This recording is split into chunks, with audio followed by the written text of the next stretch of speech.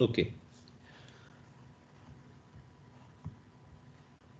अभी तक हमने इंटरप्ट्स देखे हैं कि हार्डवेयर इंटरप्ट्स होते हैं जो कि डिवाइसेस जनरेट करती हैं। सॉफ्टवेयर इंटरप्ट्स प्रोग्रामेटिकली जनरेट होती है, प्रोग्रामर खुद जनरेट करता है उन्हें इंटरप्ट की इंस्ट्रक्शन को यूज करते हुए। तीसरी तरह के इंटरप्ट्स जो है वो किसी एरर के नतीजे में जनरेट होते हैं। जैसे बहुत कॉमन है कि आप रन टाइम पे किसी नंबर को 0 से डिवाइड करें। आप करके देखिएगा, सीख में को कोड लिखें और यूजर से दो नंबर रीड करें, इनपुट लें रन टाइम पे ए एंड बी, और फिर आप करें ए डिवाइड बाई बी। बी को आप 0 इनपुट दीजिएगा तो क्या होगा? 0 ही आएगा sir. Any number divide by 0 is 0। Yes sir. किसी भी नंबर को 0 से डिवाइड करें तो आंसर 0 आता है। सर ये तो इनफाइनाइट नहीं हो नहीं जाएगा? सर, ये तो इनफाइनाइट हो फॉर जाएगा, लेकिन इनफाइनाइट तो नहीं होता, लेकिन कंप्यूटर जो है वो उस पर एक्सेप्शन थ्रो कर देगा। डिवाइड बाई 0 एक्सेप्शन थ्रो हो जाएगी। वो तो आप मैथमेटिक्स के पॉइंट ऑफ व्यू से बता रहे हैं ना कि वो तो इनफाइनाइट होता है, लेकिन आप इनफाइनाइट को स्टोर तो नहीं कर सकते, आपको क्वेश्चन तो नहीं मिलेगा, तो इस पर एक्सेप्शन थ्रो हो जाएगी डिवाइड बाई 0 की। और वो एक्सेप्शन एक्चुअली इंटरप्ट का हिस्सा है। तो मैंने बताया था कि टोटल 256 इंटरप्ट्स हैं, जिसमें इंटरप्ट नंबर, हर इंटरप्ट का एक यूनिक नंबर है। तो नंबर हमारे पास टोटल कितने हुए? From 0 to 255। तो इंटरप्ट नंबर 0 जो है वो डिवाइड बाई 0 एक्सेप्शन के लिए रिजर्व्ड है।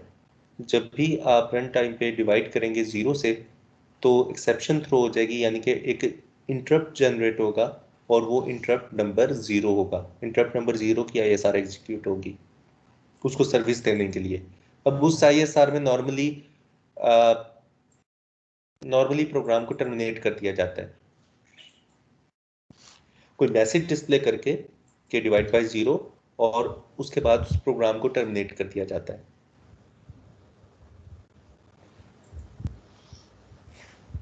अब एक्सेप्शंस फर्दर 3 टाइप की हैं। एक है ट्रैप। पहली जो हम बात कर रहे हैं ये है ट्रैप। अब इनमें थोड़ा सा फर्क है।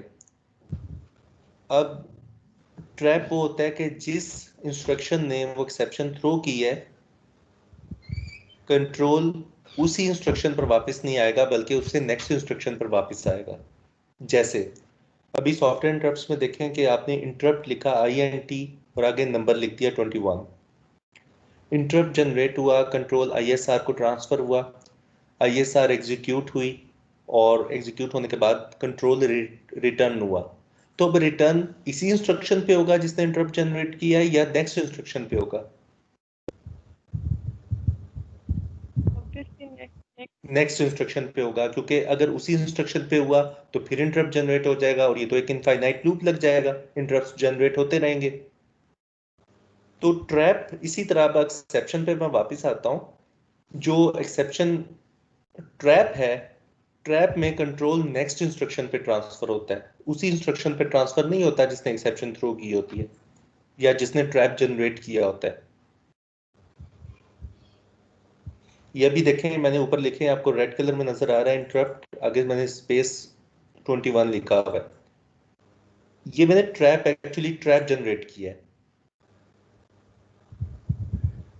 ये जो इंटरप्ट की इंस्ट्रक्शन को यूज करते हुए मैंने एक्चुअली ट्रैप कॉज किया है। तो इसमें क्या होगा, कंट्रोल ISR के पास जाएगा, ISR के पास जाने के बाद जब ISR एग्जीक्यूट हो जाएगी कंप्लीटली तो कंट्रोल नेक्स्ट इंस्ट्रक्शन पे ट्रांसफर होगा, यानी कि इस इंटरप्ट की अगली इंस्ट्रक्शन पे जो भी इससे नेक्स्ट होगी।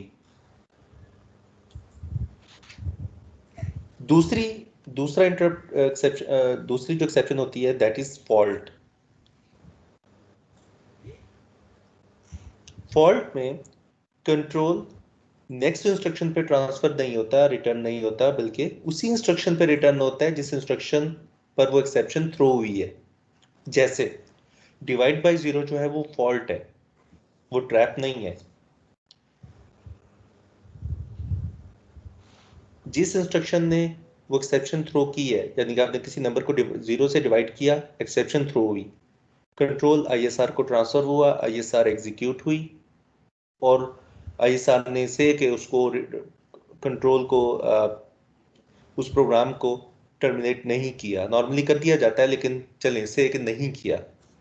डिवाइड बाय जीरो एक्सेप्शन की जो आईएसआर है उसने कंट्रोल रिटर्न किया, लेकिन वो किस लोकेशन पे रिटर्न होगा, वो किस इंस्ट्रक्शन पे रिटर्न होगा?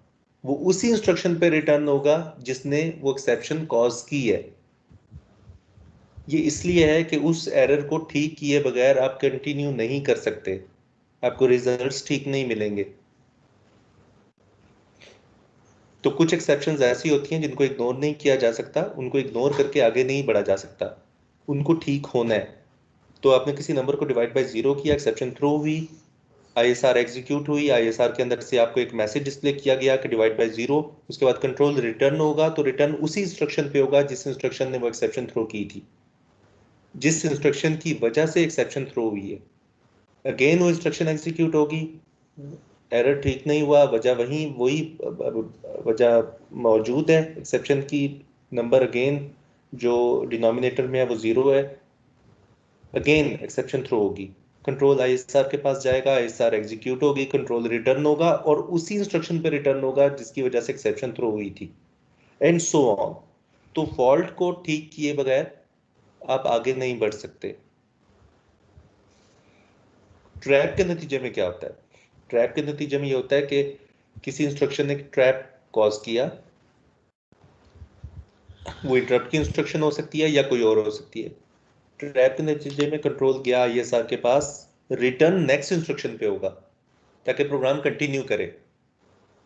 फॉल्ट के केस में प्रोग्राम उस वक्त तक कंटिन्यू नहीं होता जब तक उस प्रॉब्लम को सॉल्व ना किया जाए, वो एरर रिमूव ना किया जाए। ये ट्रैप और फॉल्ट में डिफरेंस क्लियर हुआ है आपको? Yes sir.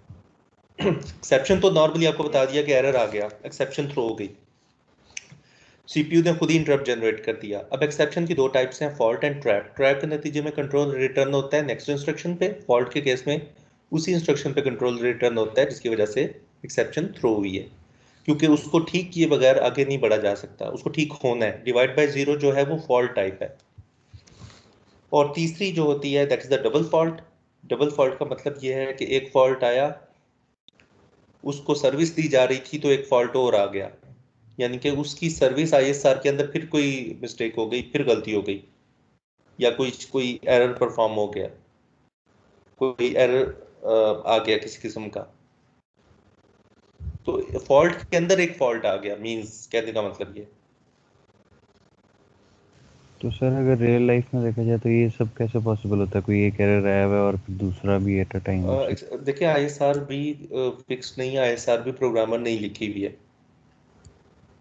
एक आईएसआर थी, उसको उसको कैटर करने एक एक्सेप्शन आई, उसको कैटर करने के लिए एक आईएसआर एग्जीक्यूट हो रही थी, तो आईएसआर की एग्जीक्यूशन के अंदर फिर कोई एरर आ गया, फिर एक फर्दर एक एक्सेप्शन थ्रो हो गई, उसे कहते हैं डबल फॉल्ट। अब डबल फॉल्ट की भी एक आईएसआर है, ये भी एक एक्सेप्शन टाइप है।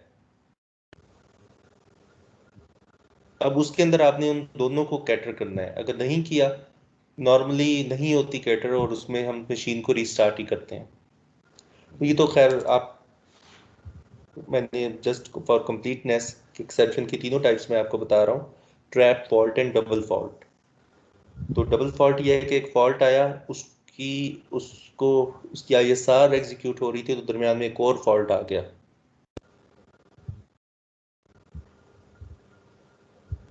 तो उसे कहते हैं डबल फॉल्ट। उसके नतीजे में मशीन रीस्टार्ट ही होगी और कोई हल नहीं उससे निकलने का,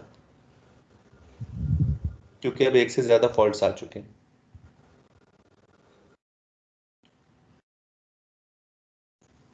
ओके, आपका फोकस होना चाहिए ट्रैप और फॉल्ट पे।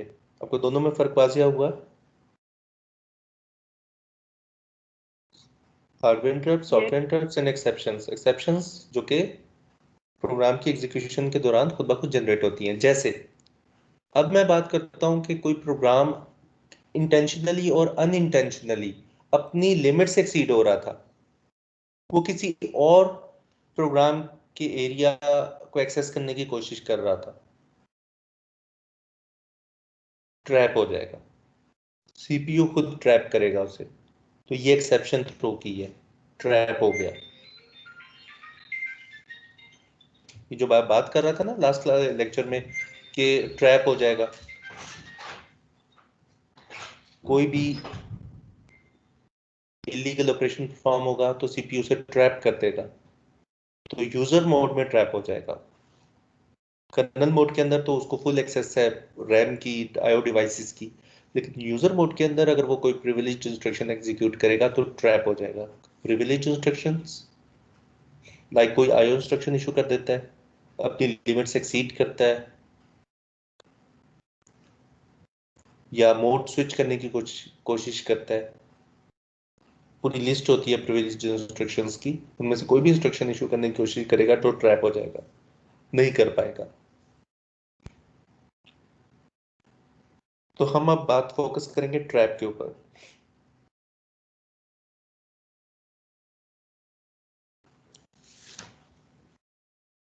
यहां तक मुझे बताएं स्लाइड में अगर कोई चीज आपको क्लियर नहीं हुई। डबल फॉल्ट को आप छोड़ दें।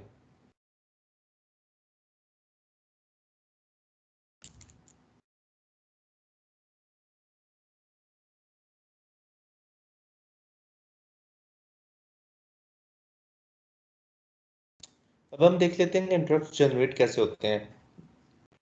हार्डवेयर इंटरप्ट्स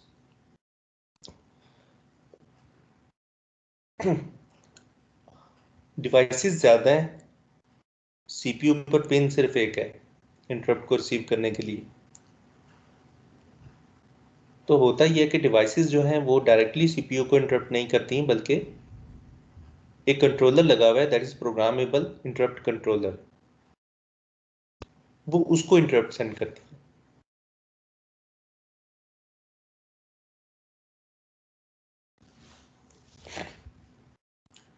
तो हमारी जितनी भी डिवाइसेस हैं वो पिक यानी कि प्रोग्रामेबल इंटरप्ट कंट्रोलर को इंटरप्ट सेंड करती हैं। पिक जो है उनकी प्रायोरिटी को रिजॉल्व करके, अब किसी डिवाइस की प्रायोरिटी ज़्यादा है किसी की कम है, जैसे टाइमर की प्रायोरिटी हाईएस्ट है, देन कीबोर्ड की प्रायोरिटी है, फिर और डिवाइसेस हैं। तो पिक क्या करता है, उनकी प्रायोरिटी को रिजॉल्व करता है कि किसकी प्रायोरिटी ज़्यादा है। अगर सेम टाइम पर दो डिवाइसेस ने इंटरप्ट किया तो किसको पहले सर्विस दिलवानी है, टाइमर को या कीबोर्ड को। से अगर दोनों ने सेम टाइम पे इंटरप्ट किया है तो जिसकी प्रायोरिटी ज़्यादा होगी सर्विस उसको मिलेगी पहले। तो पिक क्या करेगा, माइक्रो प्रोसेसर को इंटरप्ट करेगा, माइक्रो प्रोसेसर एक्नॉलेज करेगा। जैसे ही वो एक्नॉलेज करेगा तो पिक इंटरप्ट नंबर सेंड कर देगा डेटा बस के थ्रू माइक्रो प्रोसेसर को, और वो इंटरप्ट नंबर उस डिवाइस का होगा जिस डिवाइस को सर्विस दिलानी है। अगर टाइमर को सर्विस दिलवानी है तो टाइमर का जो भी इंटरप्ट नंबर होगा वो सेंड कर दिया जाएगा। कीबोर्ड का इंटरप्ट नंबर 9 होता है, टाइमर का इंटरप्ट नंबर 8 होता है। खैर ये आपको याद तो करने सर की इस पिक कोर्स में डिसाइड तो जरूरत करेगा, नहीं है जी। सर पिक डिसाइड करेगा कि ज्यादा प्रायोरिटी किसकी है। हाँ, पिक पिक में प्रायोरिटीज को रिजॉल्व करता है, तो पिक डिसाइड करेगा कि किसकी प्रायोरिटी ज्यादा है। एक्चुअली इसमें होते हैं इंटरप्ट रिक्वेस्ट क्यूज होते हैं, IRQ0, IRQ1 2 3। IRQ0 की प्रायोरिटी हाईएस्ट होती है, IRQ7 की प्रायोरिटी लोएस्ट होती है। तो हमने डिवाइसेस को अकॉर्डिंगली लगाया हुआ है।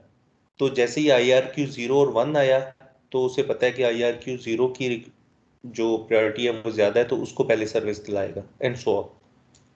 तो पहले वो सर्विस दिलवाएगा हाईएस्ट प्रायोरिटी इंटरप्ट को,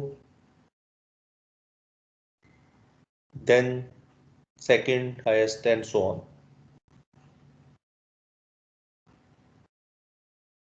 तो आपको ये समझना ही है यहाँ पर कि डिवाइसेस जो हैं वो डायरेक्टली माइक्रो प्रोसेसर को इंटरप्ट नहीं करती, वो इंटरप्ट करती हैं प्रोग्रामेबल इंटरप्ट कंट्रोलर को। प्रोग्रामेबल इंटरप्ट कंट्रोलर प्रायोरिटीज को रिजॉल्व करने के बाद माइक्रो प्रोसेसर को इंटरप्ट करता है उसकी इंटरप्ट पिन के ऊपर। माइक्रो प्रोसेसर जब एक्नॉलेज करता है तो पिक IRQ के साथ एसोसिएटेड जो भी इंटरप्ट नंबर होता है वो डेटा बस के थ्रू माइक्रो प्रोसेसर को सेंड कर देता है। माइक्रो प्रोसेसर को इंटरप्ट नंबर मिलता है तो माइक्रो प्रोसेसर फिर उस नंबर के अगेंस्ट जो भी ISR एग्जिस्ट कर रही होती है उसको एग्जीक्यूट करता है। अब नंबर से ISR तक पहुंचना हमारे कोर्स का स्कोप नहीं है, वो आप असेंबली में ही डिटेल में देखेंगे। यहाँ पर हमारा वो मकसद नहीं है उसको डिटेल में देखना। तो अब ये समझ लें कि जब उसको माइक्रो प्रोसेसर को इंटरप्ट नंबर मिलता है तो इंटरप्ट नंबर से वो ISR तक पहुंच जाता है with the help of a table called interrupt vector table. That's it. एक टेबल उसने मेंटेन किया हुआ है। इंटरप्ट नंबर आया तो उस इंटरप्ट नंबर के अगेंस्ट ISR का एड्रेस कौन सा है वो वहां से पिक कर लेता है और ISR तक पहुंच जाता है। तो आपको सिर्फ ये समझना है कि हर इंटरप्ट का एक यूनिक नंबर है और जब भी वो इंटरप्ट नंबर आएगा तो उसके अगेंस्ट जो भी ISR होगी वो एग्जीक्यूट हो जाएगी। तो टाइमर इंटरप्ट आएगा तो टाइमर इंटरप्ट की जो ISR है वो एग्जीक्यूट होगी। कीबोर्ड इंटरप्ट आएगा तो कीबोर्ड इंटरप्ट के अगेंस्ट जो ISR है वो एग्जीक्यूट होगी। हर डिवाइस, इन शॉर्ट हर इंटरप्ट की सेपरेट ISR है।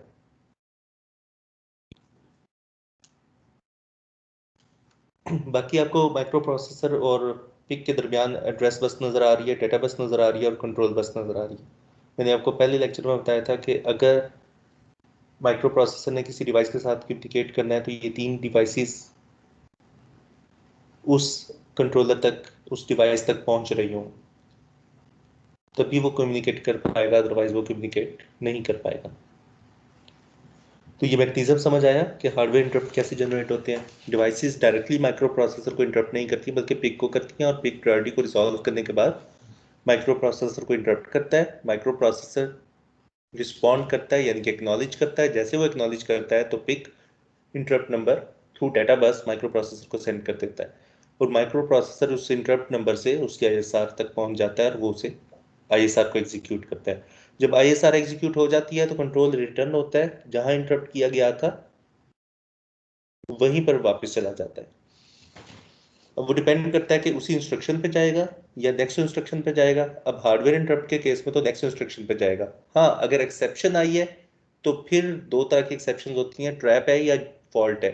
ट्रैप के केस में नेक्स्ट इंस्ट्रक्शन पे, फॉल्ट के केस में सेम इंस्ट्रक्शन पे जिसने फॉल्ट को कॉज किया। फिर हम आ जाते हैं सॉफ्टवेयर इंटरप्ट कैसे जनरेट होता है। से हमें ऑपरेटिंग सिस्टम की सर्विस चाहिए, हमें कोई स्ट्रिंग डिस्प्ले करना है या कोई करेक्टर डिस्प्ले करवाना है या कीबोर्ड से इनपुट ले दिए हैं। बहुत सी सर्विसेज होती हैं कर्नल की। तो उस कर्नल की किसी खास सर्विस को एक्वायर करने के लिए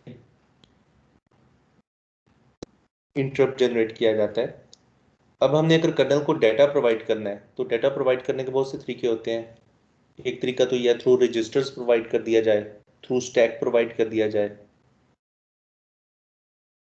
तो यहाँ पर हम से कि डाटा देना चाहते हैं तो हमने DX के अंदर उस डाटा का एड्रेस मूव कर दिया उस एरे का, या वो डाटा अगर DX रजिस्टर में आ सकता था तो हमने DX रजिस्टर में डाटा रजिस्टर के अंदर मूव कर दिया। ओके, जिन लोगों को रजिस्टर का आइडिया नहीं है, जस्ट आप ये समझ लें कि माइक्रो प्रोसेसर के अंदर स्टोरेज एलिमेंट्स हैं जिनके नाम दिए गए हैं AX, BX, CX, DX। ये जो रजिस्टर्स होती हैं ये 32 बिट की स्टोरेज है या 16 बिट की स्टोरेज कैपेसिटी है एक्चुअली।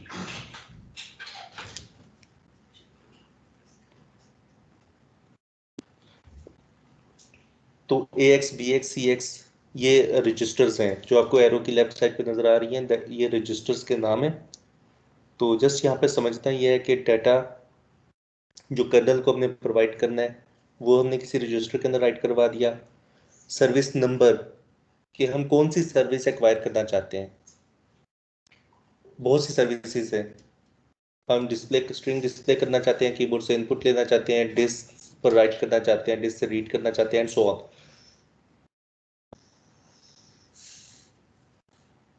जो भी सर्विस हम एक्वायर करना चाहते हैं वो नंबर हमने किसी रजिस्टर में डालना है और वो रजिस्टर फिक्स्ड होती है, जैसे AH नाम है रजिस्टर का। और उसके बाद इंटरप्ट नंबर हमने फिक्स्ड है, हमें पता है पहले से कि इंटरप्ट नंबर से 21 है। जब भी 21 हम इंटरप्ट नंबर 21 इन्वोक करेंगे तो कंट्रोल जो है वो उसकी ISR पे चला जाएगा 21 की, और उसके अंदर फिर फर्दर चेक्स लगे होंगे ISR के अंदर कि सर्विस नंबर क्या है। अगर सर्विस नंबर 1 है तो ये काम करना है, सर्विस नंबर 2 है तो ये काम करना है, 3 है तो ये काम करना है, and so on so fourth. तो एक प्रोटोकॉल सेट हुआ है। तो ये है सॉफ्टवेयर इंटरप्ट्स। सर सबसे पहले डाटा जो है हमारा रजिस्टर्स में सेव होगा, उसके बाद एक और रजिस्टर में सर्विस नंबर जाएगा, उसके हाँ बाद फिर जाके वो इंटरप्ट से मतलब उसको रिलेट हाँ, करेगा। चलिए हम एक प्रॉब्लम ले लेते हैं कि प्रॉब्लम यह है कि हम करना क्या चाह रहे हैं, हम हेलो वर्ल्ड डिस्प्ले करना चाह रहे हैं। अब हमें कर्नल को कहना है, हमने कर्नल को रिक्वेस्ट करनी है कि डिस्प्ले करना है। कर्नल की बहुत सी सर्विसेज हैं, हम किस सर्विस को एक्वायर करना चाह रहे हैं, डिस्प्ले वाली। तो उसका एक नंबर होगा, सर्विस नंबर। तो हम कर्नल को बता देंगे कि ये वाली सर्विस एक्वायर करने जा रहे हैं। तो हमने रजिस्टर के अंदर सर्विस नंबर मूव कर दिया, ठीक, ताकि कर्नल को पता चल जाए हम कौन सी सर्विस चाहते हैं। ऐसा तो हम डिस्प्ले यस करना चाह सर। रहे हो और वो कीबोर्ड से रीड करके दे रहा हो। अगर हमने सर्विस नंबर गलत लिख दिया तो वो तो अपने सर्विस नंबर के मुताबिक काम करेगा। तो हमने राइट सर्विस नंबर बताना है कि कर्नल को बताना है कि service number this for display, जो भी उसने कर्नल ने अपने डॉक्यूमेंट में लिखी हुई है कि अगर आपने ये सर्विस लेनी है तो उसका नंबर ये है, दूसरी का ये है, तीसरी का ये है। तो हमने राइट सर्विस नंबर पिक किया कि हमने स्ट्रिंग डिस्प्ले करवाने के लिए सर्विस नंबर 9 है, तो मैंने यहाँ पर 9 मूव कर दिया से 9 है। तो फिर क्या डिस्प्ले करना है वो भी तो उसे प्रोवाइड करना है। तो वो भी मुझे डॉक्यूमेंट से पता चल गया कर्नल के कि DX रजिस्टर के अंदर मैंने वो डाटा मूव करता है जो मैं डिस्प्ले करना चाहता हूँ। तो मैंने उस रजिस्टर का पॉइंटर मूव कर दिया, उसका एड्रेस बता दिया। उसके बाद फाइनली मैंने ट्रैप जनरेट करना है, यानी कि इंटरप्ट जनरेट करना है। और वो इंटरप्ट की इंस्ट्रक्शन से है। इंटरप्ट की इंस्ट्रक्शन मैंने इशू की, कंट्रोल मेरे प्रोग्राम से स्विच हो गया ISR को, यानी कि कंट्रोल यहाँ से ISR को चला गया। और ISR कर्नल का हिस्सा होती है, तो कर्नल को कंट्रोल मिलेगा कर्नल मोड के अंदर। और वो जो काम मैं खुद नहीं कर सकता था वो कर्नल ने कर दिया। मैं खुद इसलिए नहीं कर सकता था कि मैं खुद तो यूजर मोड में हूँ, मेरा प्रोग्राम तो यूजर मोड में एग्जीक्यूट हो रहा है, और वो खुद तो डिवाइस में राइट नहीं कर सकता। लेकिन कर्नल कर्नल मोड में एग्जीक्यूट होता है और उसके पास फुल प्रिविलेजेस है, वो एग्जीक्यूट हो, वो उन इंस्ट्रक्शंस को एग्जीक्यूट कर सकता है। अगर वही काम मैं करूंगा, मैं अगर डिवाइस के साथ इंटरेक्ट करने की कोशिश करूंगा तो CPU मुझे ट्रैप कर देगा। लेकिन कर्नल अगर करने की करेगा वो काम, तो वो काम हो जाएगा, क्योंकि कर्नल कर्नल मोड में एग्जीक्यूट हो रहा है, फुल प्रिविलेजेस हैं उसके पास। यूजर के पास प्रिविलेजेस नहीं है, यूजर वो काम नहीं कर सकता, कर्नल कर सकता है। तो इस तरह सॉफ्टवेयर इंटरप्ट जनरेट होते हैं।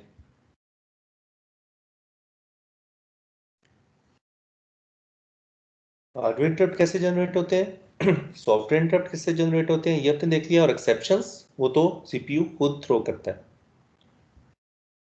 आपने अपनी मेमोरी से बाहर जाने की कोशिश की, CPU ने आपको ट्रैप कर दिया, आपके प्रोग्राम को कंट्रोल ट्रांसफर कर दिया ISR को। और ISR को कंट्रोल ट्रांसफर होने का मतलब ये है कि कर्नल को कंट्रोल ट्रांसफर हो गया कर्नल मोड के अंदर। जब भी कर्नल को कंट्रोल मिलेगा कर्नल मोड के अंदर मिलेगा, CPU खुद ही अपना मोड चेंज कर लेगा फ्रॉम यूजर टू कर्नल।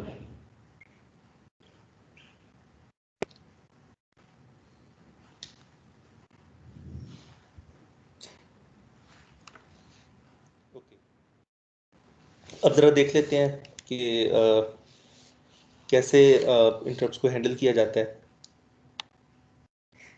अब ये इंस्ट्रक्शन नंबर आई, ये जो आई है स्लाइड में देखें कि आपको जो यूजर प्रोग्राम है उसमें नंबर नजर आ रहा है 1 2, देन आई। इंस्ट्रक्शन नंबर आई थी इंटरप्ट की। इंटरप्ट जनरेट हुआ, कंट्रोल ट्रांसफर हो गया इंटरप्ट हैंडलर को, that is the ISR। Arrow देखें, कंट्रोल ट्रांसफर हो गया ISR को, ISR एग्जीक्यूट हुई। और जब ISR कंप्लीटली एग्जीक्यूट हो गई, कंट्रोल रिटर्न हुआ, और वो रिटर्न कहाँ हो रहा है, नेक्स्ट इंस्ट्रक्शन पे, I+1 पे। तो यूजर प्रोग्राम एग्जीक्यूट हो रहा है, वो कहीं भी इंटरप्ट की इंस्ट्रक्शन इशू करता है तो कंट्रोल ट्रांसफर हो सर जाएगा ये ISR पे, और ISR से वापस कंट्रोल आएगा नेक्स्ट इंस्ट्रक्शन पे। जी, ISR stand for interrupt service routine या इंटरप्ट हैंडलर कह लें आप उसे। ठीक हो गया इंटरप्ट सर। सर्विस रूटीन यानी कि जब भी इंटरप्ट आएगा तो उस इंटरप्ट के अगेंस्ट जो कोड एग्जीक्यूट होना है उसको हम कहते हैं ISR, इंटरप्ट सर्विस रूटीन। ठीक है, ओके सर। नहीं समझ आती आप सिर्फ हैंडलर कह लें, इंटरप्ट हैंडलर। सर जो ये उसके बाद उसको रिजॉल्व करने के बाद वापस i+1 पे आ रहा है, तो ये ट्रैप वाला ही काम कर रहा है हाँ, कि ये ट्रैप है। next- ये जो हम इंटरप्ट जनरेट करते हैं ना INT से, ये एक्चुअली ट्रैप होता है। Okay. ठीक है, लेकिन जो एक्सेप्शन खुद आती है, अब उसमें एक्सेप्शन में दो टाइप्स हैं, ट्रैप एंड फॉल्ट। कुछ ट्रैप्स हैं, कुछ फॉल्ट हैं।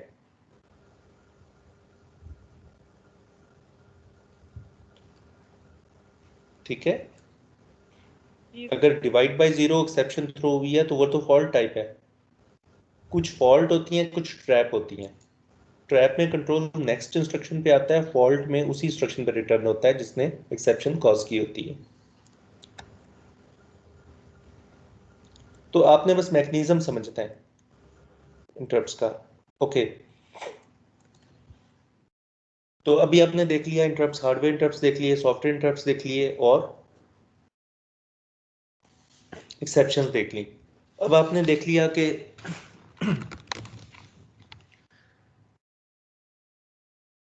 ड्यूल मोड ऑफ ऑपरेशन में हमने देख लिया कि यूजर मोड के अंदर limited set of instructions he execute हो सकती हैं, सिर्फ सेफ ऑपरेशन परफॉर्म हो सकते हैं, और कर्नल मोड के अंदर तमाम ऑपरेशंस परफॉर्म हो सकते हैं। अब हमने ये भी देखा यूजर मोड के अंदर रहते हुए यूजर IO डिवाइसेस के साथ डायरेक्टली इंटरेक्ट नहीं कर सकता। अगर डायरेक्टली इंटरेक्ट नहीं कर सकता तो कैसे करेगा? ऑब्वियसली थ्रू कर्नल करेगा, कर्नल को रिक्वेस्ट करेगा।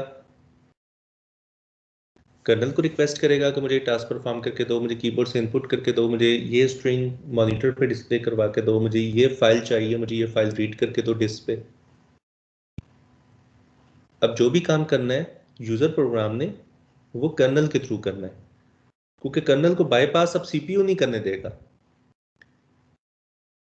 अब उसकी मजबूरी है एप्लीकेशन प्रोग्राम, यूजर प्रोग्राम की या एप्लीकेशन प्रोग्राम की, कि वो कर्नल के थ्रू ही डिवाइसेस को एक्सेस करे। अगर कर्नल को बाईपास करने की कोशिश करेगा तो CPU खुद ट्रैप कर देगा उसे। This is the dual mode of operation. अब हम बात करते हैं कि वो जो यूजर प्रोग्राम ने कर्नल को रिक्वेस्ट करनी है, that is called system call. That is called system call. एक बात बताएं कि जी, जैसे हमने कुछ ऐसा काम किया, CPU ने हमें ट्रैप कर दिया, तो सर उससे क्या होगा कि हमारा नेक्स्ट इंस्ट्रक्शन पे चले जाएगा हमारा कंट्रोल? नहीं, देखें ट्रैप किस टाइप का है। अगर आपने वायलेशन की है, कोई वायलेशन की है, आपने मेमोरी वायलेशन की है, फिर तो कंट्रोल आपको रिटर्न ही नहीं होगा। फिर तो आपको ISR में आपके प्रोग्राम को टर्मिनेट कर दिया जाएगा। CPU का काम था एक्सेप्शन थ्रो करना। ISR लिखी हुई है कर्नल ने, और कर्नल ने ये लिखी हुई है कि अगर कोई प्रोग्राम अपने मेमोरी एरिया से एक्सीड करने की कोशिश करता है, बाहर जाने की कोशिश करता है, तो उसको टर्मिनेट कर दो। तो एक्शन क्या परफॉर्म होगा वो तो ऑपरेटिंग सिस्टम डिसाइड करेगा, लेकिन CPU ने ट्रैप जनरेट कर दिया। CPU ने ट्रैप कर दिया उसे, कंट्रोल कर्नल को दे दिया। कर्नल अब जो चाहे उसके ऊपर एक्शन परफॉर्म करे। इसी तरह आपने IO डिवाइस को एक्सेस करने की कोशिश की, CPU ने ट्रैप कर दिया। ट्रैप करके कंट्रोल दे दिया ISR को।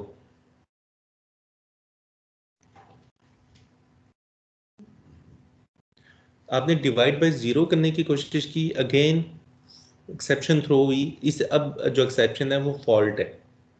फॉल्ट के नतीजे में कंट्रोल मिल गया ISR को। अब ISR के अंदर कोई मैसेज डिस्प्ले होगा और कंट्रोल वापस उसी इंस्ट्रक्शन पर ट्रांसफर होगा, उसी इंस्ट्रक्शन को रिटर्न होगा जिसकी वजह से वो एक्सेप्शन या वो फॉल्ट थ्रो हुआ है, वो फॉल्ट जनरेट हुआ है। तो CPU का काम जस्ट ये है कि ट्रैप करना या फॉल्ट जनरेट करना। एक्शन क्या परफॉर्म होना है, अगेन वो ऑपरेटिंग सिस्टम डिसाइड करता है, क्योंकि ISR ऑपरेटिंग सिस्टम ने लिखी हुई है।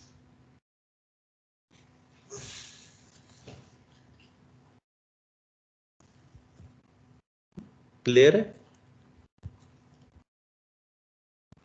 सर ये भी जो आपने डिवाइडेड बाय जीरो का बताया कि वो जब एक्सेप्शन थ्रो करेगा तो वहाँ से प्रोसेसिंग होकर उसकी वो वापस उसी पॉइंट पे आएगा जहाँ से वो थ्रो हुआ था, वो तो टर्मिनेट नहीं कर चुका होगा प्रोग्राम। नॉर्मली टर्मिनेट हो जाता है, इन केस के अगर टर्मिनेट ना हो, वैसे तो टर्मिनेट कर दिया जाता है कि वो ठीक नहीं हो सकता। अब उसको कैसे ठीक किया जाए? अब कहीं कैलकुलेशन डिवाइड बाय जीरो है तो डिवाइड बाय जीरो को क्या किया जाए, जीरो को 1 से रिप्लेस कर दिया जाए तो शायद प्रोग्राम की लॉजिक चेंज हो जाए। तो नॉर्मली इसे टर्मिनेट कर दिया जाता है, लेकिन CPU के हवाले से जो फॉल्ट टाइप है उसके हवाले से अगर देखा जाए तो उसमें फॉल्ट और ट्रैप में फ़र्क इतना है कि फॉल्ट में उसी इंस्ट्रक्शन पे कंट्रोल ट्रांसफ़र होता है, अगर किया जाए तो वो उसी इंस्ट्रक्शन पे ट्रांसफ़र होगा जिसकी वजह से वो फॉल्ट जनरेट हुआ है, लेकिन ट्रैप के केस में वो नेक्स्ट इंस्ट्रक्शन पे ट्रांसफ़र होता है। हाँ वो और बात है, वो अलग बात है कि ISR के अंदर नॉर्मली कंट्रोल रिटर्न ऐसे केसेस में नहीं किया जाता, प्रोग्राम को वहीं टर्मिनेट कर दिया जाता है। अगर एक्सेप्शन थ्रो हुई है तो एक्सेप्शन के केस में प्रोग्राम को टर्मिनेट कर दिया जाता है। अब किसी ने वायलेशन की है, अपनी मेमोरी से बाहर जाने की कोशिश की है तो ट्रैप हो गया। अब ट्रैप के नतीजे में जो ऑपरेटिंग सिस्टम है वो उस प्रोग्राम को टर्मिनेट कर देता है, कंट्रोल वापस रिटर्न नहीं करता। इसी तरह अगर फॉल्ट आया है, डिवाइड बाय जीरो आया है, तो उसके केस में भी वो रिटर्न नहीं करेगा बल्कि प्रोग्राम को वहीं टर्मिनेट कर देगा। अगर रिटर्न करे रिटर्न की इंस्ट्रक्शन लिखकर, तो वो कहाँ रिटर्न होगा वो मैंने आपको बता दिया कि फॉल्ट के केस में उसी इंस्ट्रक्शन पर, और ट्रैप के केस में नेक्स्ट इंस्ट्रक्शन पर रिटर्न होगा अगर रिटर्न किया जाए तो ये बुनियादी डिफरेंस है दोनों में। अब हम आते हैं सिस्टम कॉल्स पे।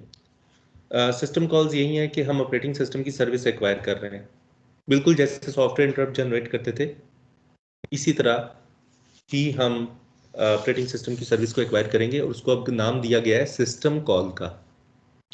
सिस्टम कॉल को इन्वोक करने का तरीका बिल्कुल वही है जैसे सॉफ्टवेयर इंटरप्ट इन्वोक होता था, कि आपने कौन सी सर्विस एक्वायर करनी है। हज़ारों सर्विसेज हैं, ऑपरेटिंग सिस्टम सारे काम करके दे रहा है हमें। हमने कीबोर्ड को इनपुट करना है, कीबोर्ड से रीड करना है या मॉनिटर पे डिस्प्ले करना है। प्रोटोकॉल डिफाइंड है, आपको पता है कि कैसे क्या सर्विस नंबर है, क्योंकि वो जो ऑपरेटिंग सिस्टम राइटर्स हैं उन्होंने आपको एक डॉक्यूमेंट प्रोवाइड किया हुआ है और उसमें सारी सब कुछ लिखा हुआ है। ओके, अगर डिस्प्ले करना है तो उसका सर्विस नंबर ये है, रीड करना है तो सर्विस नंबर ये है, एंड सो फोर्थ। डेटा कैसे देना है, कहीं पर आप स्टैक के थ्रू डाटा दे रहे होंगे, कहीं किसी सर्विस के लिए आप थ्रू रजिस्टर डाटा दे रहे होंगे, डिपेंड करता है कि डाटा का वॉल्यूम कितना है। ओके, तो सिस्टम कॉल इन्वोक करने का तरीका वही है, through interrupt instruction. Service number आपको बताना होगा, और अगर डाटा आपने प्रोवाइड करना है तो वो डाटा प्रोवाइड करना होगा। अब आप अपने सिस्टम के अंदर इन्वोक करते हैं सिस्टम, आप मतलब कि इंटरप्ट जनरेट करते हैं, ये सिस्टम कॉल इन्वोक करते हैं। तो कंट्रोल यूजर प्रोग्राम से ले लिया जाएगा और कर्नल को कर्नल मोड में दिया जाएगा। अब आप इस डायग्राम में देखें, ये एक्सप्लेन किया गया है कि यूजर प्रोग्राम रन हो रहा था, ये जो ऊपर आपको क्लाउड नजर आ रहा है ये यूजर प्रोग्राम था, यूजर प्रोग्राम रन हो रहा था, इसने सिस्टम कॉल इन्वोक की, यानी कि सॉफ्टवेयर इंटरप्ट जनरेट किया। अब उसको नाम सिस्टम कॉल का दिया जा रहा है। सिस्टम कॉल होती है कोई भी ऑपरेटिंग सिस्टम से कोई भी सर्विस एक्वायर करने के लिए। ओके, तरीका वही है जो लेफ्ट साइड पे लिखा हुआ है कि इंटरप्ट और आगे उसका नंबर। इंटरप्ट जनरेट किया, कंट्रोल ऑटोमेटिकली स्विच हुआ, सीपीयू ने कंट्रोल स्विच किया from user to kernel mode, user program से कंट्रोल लेकर कर्नल को कर्नल मोड में ट्रांसफर कर दिया गया। अच्छा, ये समझने में मुश्किल तो नहीं हो रही? यस सर, अभी हुई थोड़ा है सा मैं मतलब ओके, मैं कर्नल को मुझे लगा है सही है। थोड़ा सा ट्रिकी कॉन्सेप्ट है, लेकिन आप एक दफा मैंने इंटरप्ट्स पे टाइम लगाया, आपको क्लियर हो जाएगा। यूजर प्रोग्राम एग्जीक्यूट हो रहा था, यूजर ने सिस्टम कॉल इन्वोक की। सिस्टम कॉल इन्वोक करने का तरीका लेफ्ट साइड पे लिखा हुआ है, वही इंटरप्ट की इंस्ट्रक्शन से उसने इंटरप्ट की इंस्ट्रक्शन इशू की। यहां पर हम अब बात करेंगे कि सिस्टम कॉल उसने इन्वोक की है। सिस्टम कॉल इन्वोक होने के नतीजे में कंट्रोल यूजर प्रोग्राम से ले लिया गया और आईएसआर को दे दिया गया। ये तो आपको पता है ना कि जब भी कोई इंटरप्ट जनरेट होगा तो कंट्रोल आईएसआर को दे दिया जाएगा। किस आईएसआर को? जो उस इंटरप्ट की आईएसआर होगी।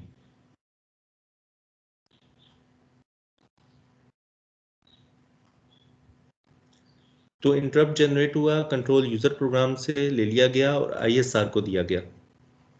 आईएसआर कर्नल का पार्ट है। कर्नल जब भी एग्जीक्यूट होगा कर्नल मोड में एग्जीक्यूट होगा, तो मोड ऑटोमेटिकली स्विच हो गया from user mode to kernel. देखें लिखा हुआ है यूजर से कंट्रोल कर्नल के पास आ गया।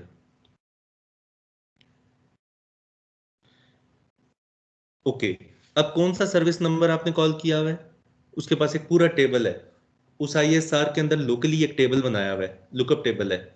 सिंपली वो देखेगा कौन सी सर्विस इसने कॉल की है। सर्विस नंबर है 1 2 3 4 5 6 and so on.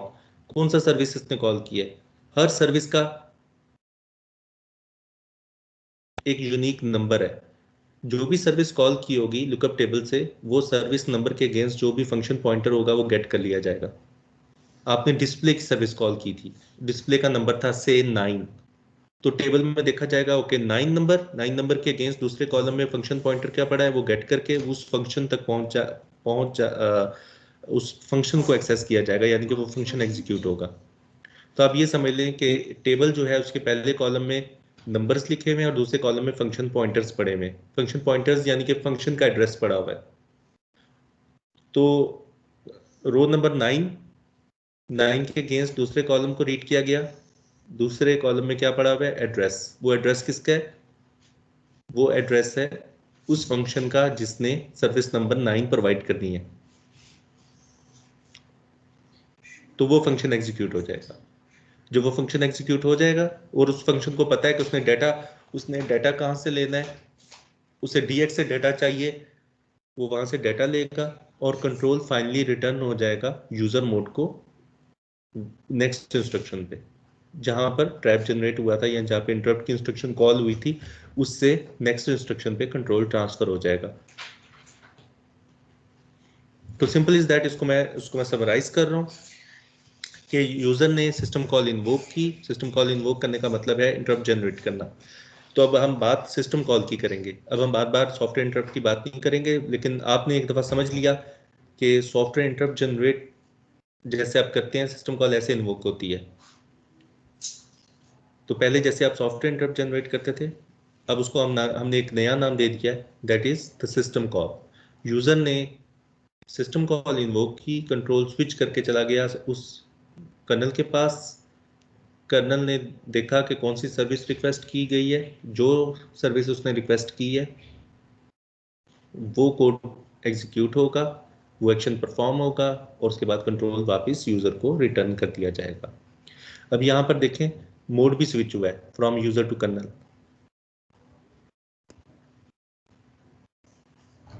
System call interface के ऊपर यूजर मोड है और उससे सिस्टम कॉल इंटरफेस से नीचे कर्नल मोड है।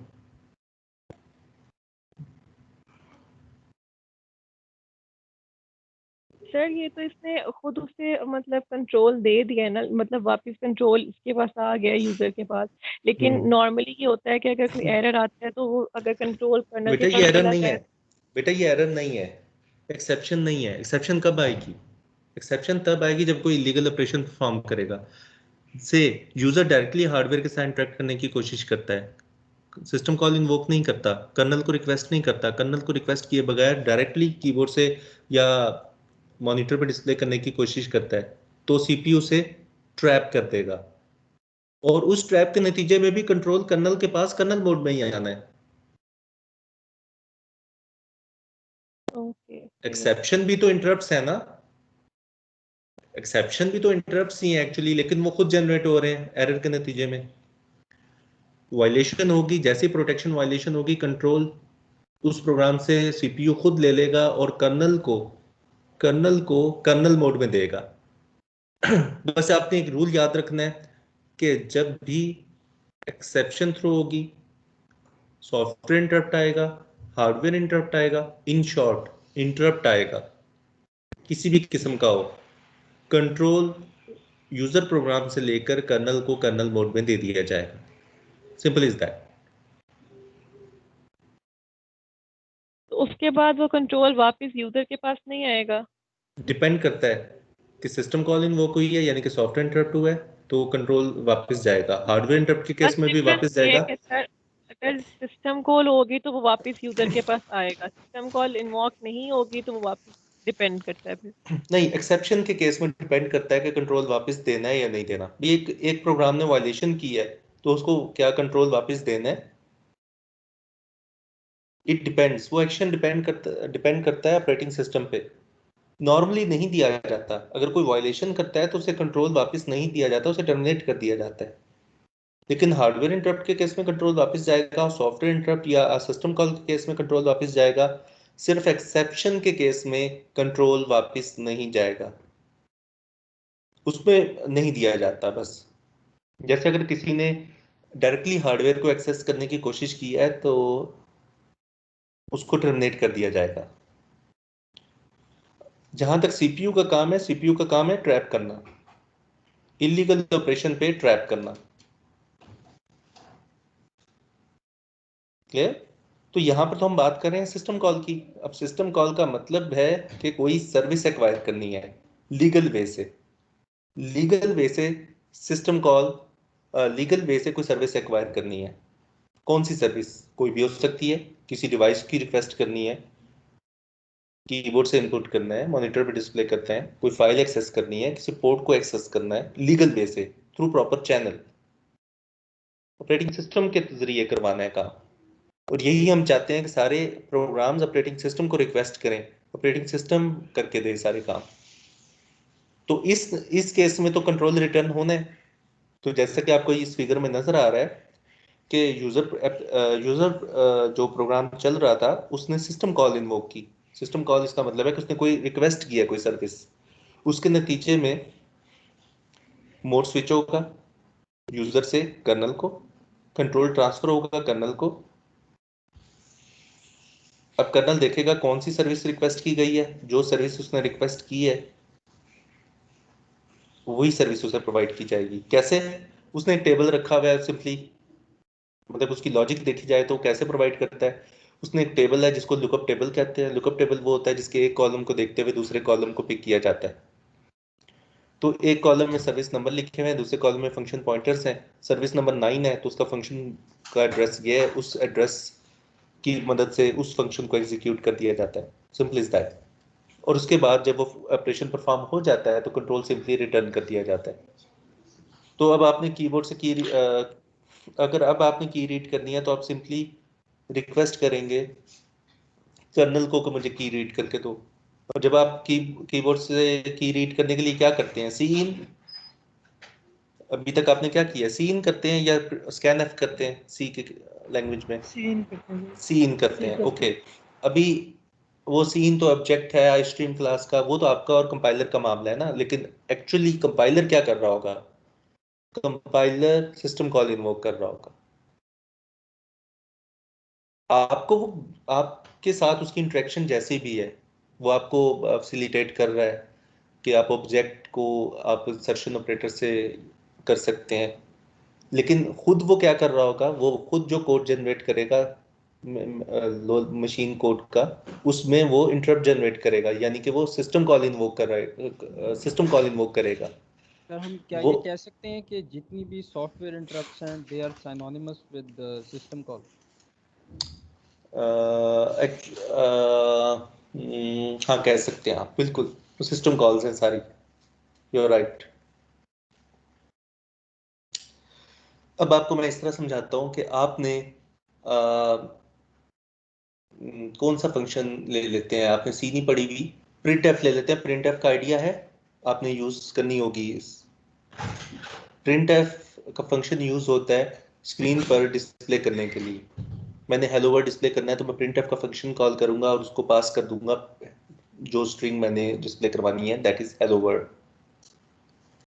अब कंपाइलर रैपर फंक्शन प्रोवाइड कर रहा है, क्या कैसे, ये नेक्स्ट स्लाइड देखें।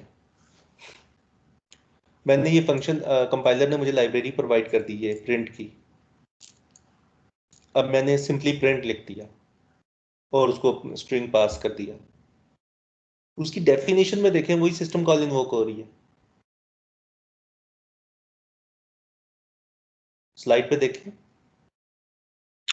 सर एक बात बताएं, ये जो फंक्शन लिखा है इसके अंदर dx में डाटा चला गया, ah के अंदर सर्विस नंबर चला गया। सर ये जो इंट का आगे साइज दिया हुआ है, ठीक है, तो ये इंट से क्या चीज उठा रहा है? ये इंट नहीं है, ये इंटरप्ट है कि इंटरप्ट जनरेट होता है, सॉफ्टवेयर इंटरप्ट। ठीक हो गया, ये इंट नहीं, बेसिकली इंटरप्ट है ये। ठीक, हाँ ये मैंने एक्चुअल इंस्ट्रक्शन लिख दिया ना, इंट की इंस्ट्रक्शन होती है। इंट ये डाटा टाइप नहीं है, ऐसे उससे कंफ्यूज नहीं करना, ये इंटरप्ट के लिए है। ठीक हो गया, ठीक हो गया सर, ठीक ठीक। है। अब देखें आपके पास दो तरीके हैं। आप प्रोग्रामर जो है, एप्लीकेशन प्रोग्रामर है, उसके पास कोई भी सर्विस एक्वायर करने के दो तरीके हैं। एक तो सिस्टम कॉल डायरेक्टली इन्वोक करे, ये जो लेफ्ट साइड पे लिखी हुई है स्लाइड पे। अब ये मुश्किल हो जाएगा, सिस्टम कॉल इन्वोक करना इतना सिंपल नहीं होता, उसके बहुत पैरामीटर्स होते हैं, वो सारे प्रोवाइड करने पड़ेंगे। तो दूसरा तरीका ये है कि एपीआई कॉल कर ले। एपीआई एपीआई भी ऑपरेटिंग सिस्टम ही प्रोवाइड करता है, जैसे सी के यूनिक्स में लिबसी है, लिबसी लाइब्रेरी है, वो एपीआई है, उसको यूज कर लें आप। अब उसका फायदा ये होगा कि आपके लिए आसान हो जाएगा उसे कॉल करना। जैसे ये देखें, अब कहाँ आपने इंटरप्ट खुद जनरेट करना था, सिस्टम कॉल खुद इन्वोक करनी थी, और कहाँ आपको एक खूबसूरत रैपर फंक्शन प्रोवाइड कर दिया गया है। जस्ट आपने उसको प्रिंट करना है और आगे एक पैरामीटर पास कर देना है। सर्विस नंबर याद रखने की जरूरत नहीं है, डाटा किस रजिस्टर में मूव करना है आपका काम नहीं है, कौन सा इंटरप्ट जनरेट करना है ये आपको जानने की जरूरत नहीं है।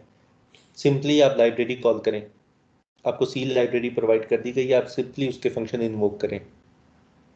तो this is the application programmer interface. तो अच्छा ऑपरेटिंग सर, सिस्टम, एक और छोटी सी बात।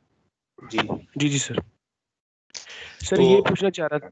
अच्छा चलिए सर, बोले, सॉरी आप सर। बोले, आप बोले, चलिए आप बोले, पूछे। सर मैं ये पूछना चाह रहा था, जो ये भी प्रीवियस स्लाइड है, ठीक है, उसमें AH के अंदर सर्विस नंबर हमारा चला गया, ठीक हो गया ना?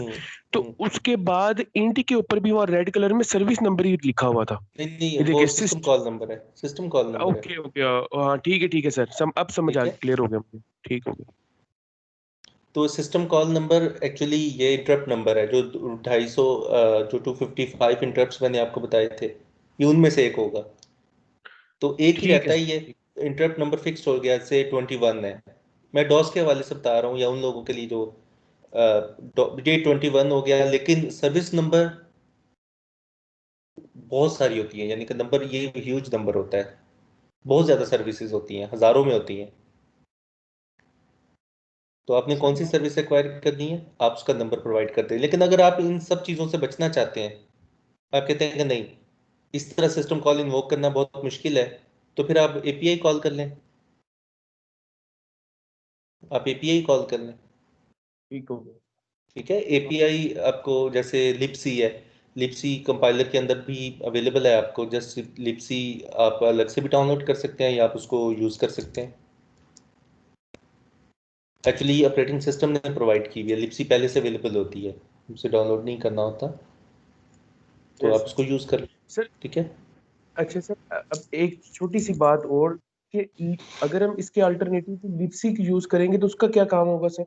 ये ये एपीआई है, ये जो आपकी स्क्रीन पे आपको शो हो रही है। अब आपने सिंपली प्रिंट करना है, प्रिंट का फंक्शन कॉल करना है। जी पूरा का पूरा कोड नहीं लिखना हम लोग।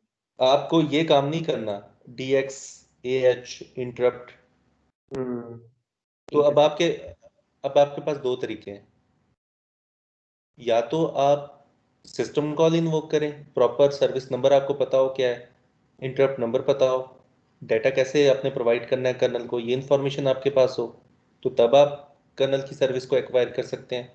और दूसरा तरीका ये है कि आप लाइव एपीआई कॉल कर लें। एपीआई को कॉल करना रिलेटिवली इजी है, इसलिए जो प्रोग्रामर है वो एपीआई कॉल करते हैं। सर एपीआई का मतलब लाइब्रेरी से है। एप्लीकेशन प्रोग्रामर इंटरफेस, मैंने पहले लेक्चर में बताया था एपीआई क्या, सेकंड लेक्चर में बताया था एपीआई क्या होता है। एक तो होता है यूजर इंटरफेस, जैसे यूजर इंटरफेस होता है, प्रोग्रामर का भी एक इंटरफेस होता है। प्रोग्रामर अगर कोई सर्विस कर्नल की एक्वायर करना चाहता है तो वो कर्नल की प्रोवाइडेड लाइब्रेरी यूज करता है, जिसे हम एपीआई कहते हैं। ठीक है सर, ठीक है, ठीक है सर, ठीक। सर जी सर। एपीआई में हम लोगों को सर्विस नंबर ना भी पता हो तो कोई मसला नहीं है। नहीं पता होता। अभी आप तक आपने कितनी एपीआई यूज की हैं? आपने स्क्रीन पे डिस्प्ले करवाया है,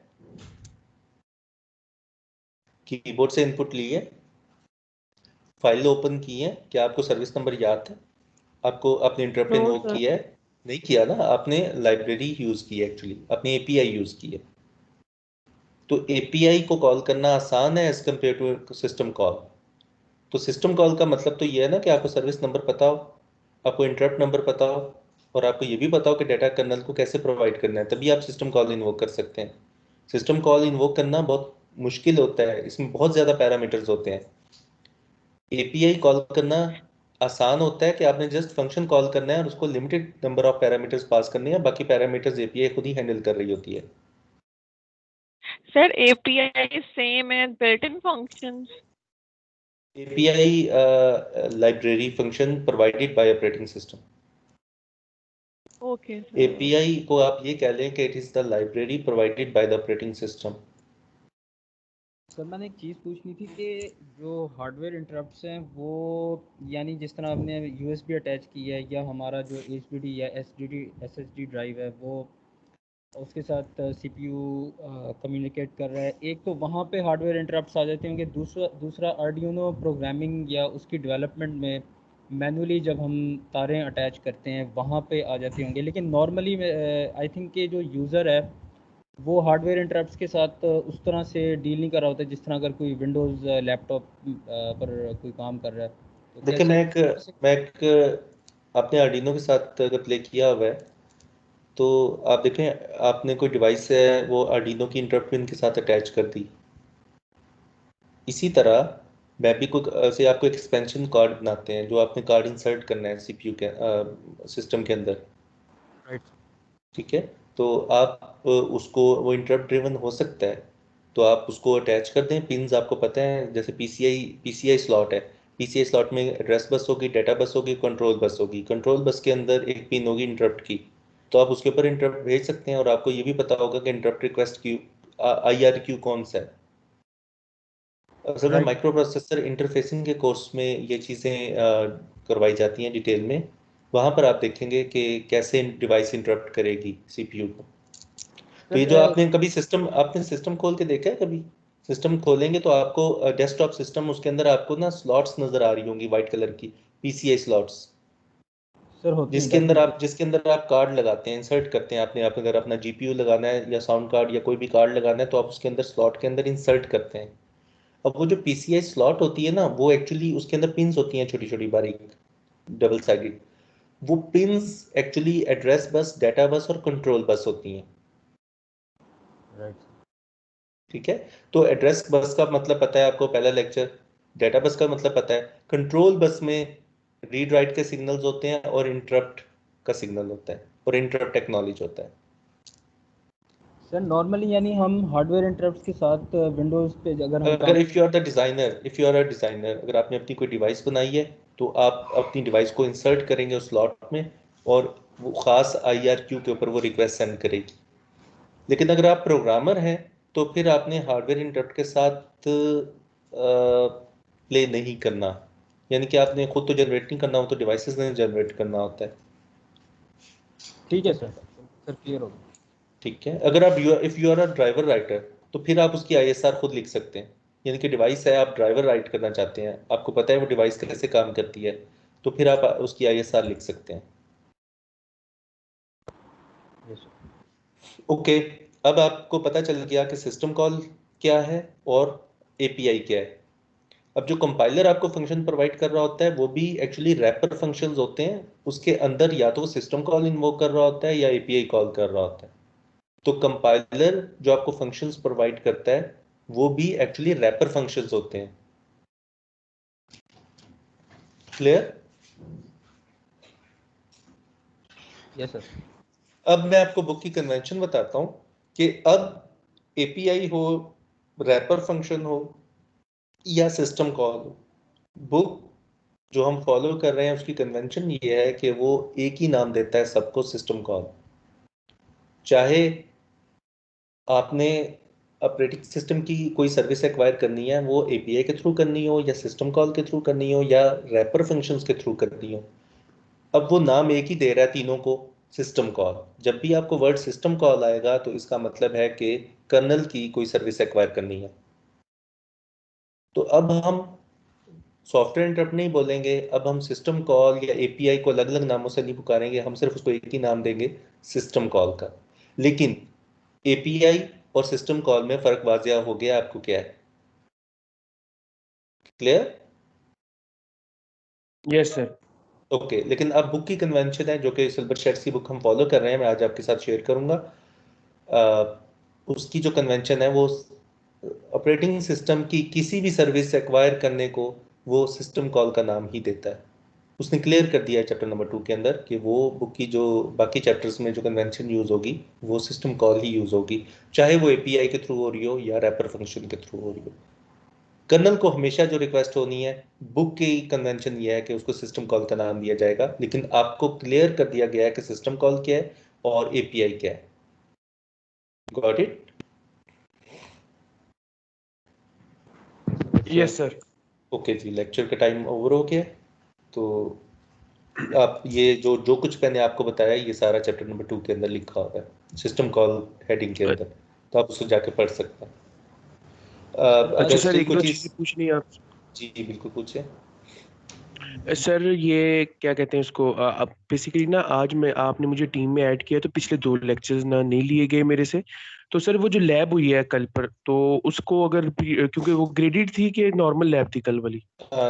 नहीं, लेकिन वो बहुत इंपॉर्टेंट थी, ग्रेडेड ना भी हो लेकिन वो इंपॉर्टेंट लैब थी।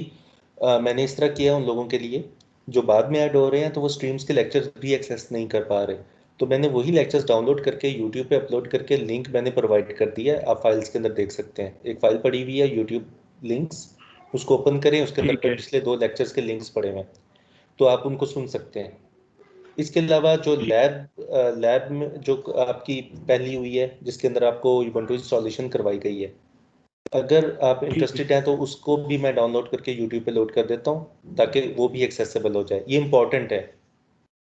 ठीक ग्रेडिंग हो गया सर। एक अलग बात है, लेकिन ये चीज़ें इंपॉर्टेंट है। ठीक है, तो पहले 2 सर लेक्चर्स बहुत इंपॉर्टेंट है, प्लस ये 3rd लेक्चर, तो इसको भी सर मैं जिनके डाउनलोड पास करके ubuntu यूट्यूब पे अपलोड कर दूंगा। जिनके पास ubuntu है सर फाइन, फाइन, ठीक जिनके हो पास गया, है, ठीक हो गया। जिनको करना आता है, जिनको उसकी इंस्टॉलेशन आती है, फाइन। मैं उनकी बात कर रहा हूँ जो फर्स्ट टाइम ubuntu पे काम करने जा रहे हैं। सर यूट्यूब के Clear? ठीक हो लेक्चर्स गया सर, ठीक हो काफ़ी हेल्पफुल हैं सर, वो अगर कुछ रिवाइज करना हो तो सर बाकी लेक्चर्स भी मतलब हो जाया करेंगे, आप कर दिया करेंगे। देखिए, मैं अपने लेक्चर्स की बात कर रहा हूँ, जैसे जैसे ही लेक्चर होगा ना आज, तो स्ट्रीम्स पर तो आपको अवेलेबल है, लेकिन बाद स्टूडेंट्स कहते हैं कि हमें स्ट्रीम्स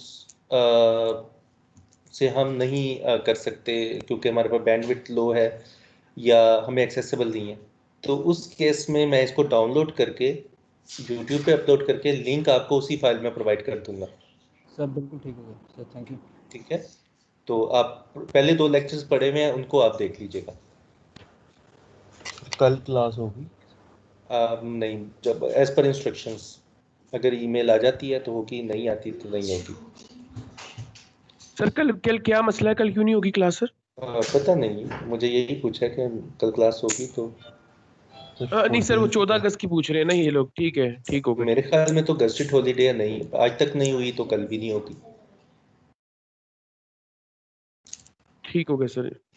ठीक है, ओके जी। अल्लाह हाफिज।